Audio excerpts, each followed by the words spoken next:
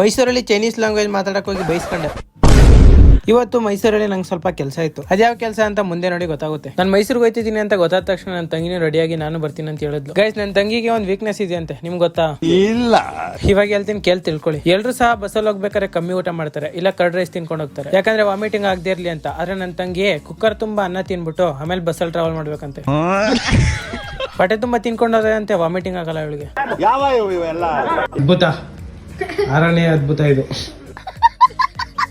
So ನನ್ನ ತಂಗಿನ ಅವ್ರ ಫ್ರೆಂಡ್ ಮನೆ ಹತ್ರ ಡ್ರಾಪ್ ಮಾಡಿ ನಾನು ನಮ್ಮ ಫ್ರೆಂಡ್ ಮನೆ ಹತ್ರ ಗೈಸ್. ನಾ ರೆಡಿ ಆಗೋಕ್ಕಿಂತ ಮುಂಚೆನೇ ಹೇಳಿದೀನಿ, ಬೇಗ ರೆಡಿ ಆಗಿರೋ ಮಚ್ಚ ಬರ್ತೀನಿ ಅಂತ.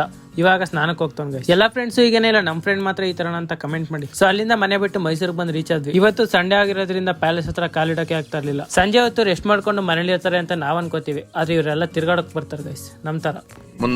ಎನಿವೇಸ್, ನಾವಿವತ್ತು ಮೈಸೂರಿಗೆ ಬಂದಿರೋದು ನಮ್ಮ ಮೈಸೂರು ಜನತೆಗೆ ಕ್ವಶನ್ಸ್ ಕೇಳೋಣ ಅಂತ. ಬಿಕಾಸ್ ಯೂಟ್ಯೂಬ್ ಚಾನಲ್ಗೆ ಅಪ್ಲೋಡ್ ಮಾಡಿ ತುಂಬಾ ದಿನ ಆಗ್ಬಿಟ್ಟಿತ್ತು ಗೈಸ್. ಆದ್ರೆ ಇವತ್ತು ಸಂಜೆನೆ ಅಪ್ಲೋಡ್ ಮಾಡ್ತೀನಿ, ಇಲ್ಲಾಂದ್ರೆ ನಾಳೆ ಅಪ್ಲೋಡ್ ಮಾಡ್ತೀನಿ guys. ಹಾಗೆ ನಾವಿವತ್ತು ಸಬರ್ ಬಸ್ ಸ್ಟ್ಯಾಂಡ್ ಅಲ್ಲಿ ಸುಮ್ಮನೆ ಹಾಗೆ ತಮಾಷೆಗೆ ಅಂತ ಚೈನೀಸ್ ಭಾಷೆ ಮಾತಾಡ್ಕೊಂಡು ಹೋಗ್ತಿದ್ದೋ, ನೋಡಿದವರೆಲ್ಲ ಉಗಿತಿದ್ರು ಗೈಸ್ ಅಷ್ಟೇ. ಯಾರು ಫಾಲೋ ಮಾಡಿಲ್ಲ ಫಾಲೋ ಮಾಡ್ಕೊಳ್ಳಿ, ಹಾಗೆ ಯೂಟ್ಯೂಬ್ ಅಲ್ಲಿ ಸಬ್ಸ್ಕ್ರೈಬ್ ಮಾಡ್ಕೊಳ್ಳಿ guys. Thank you so much, love you all.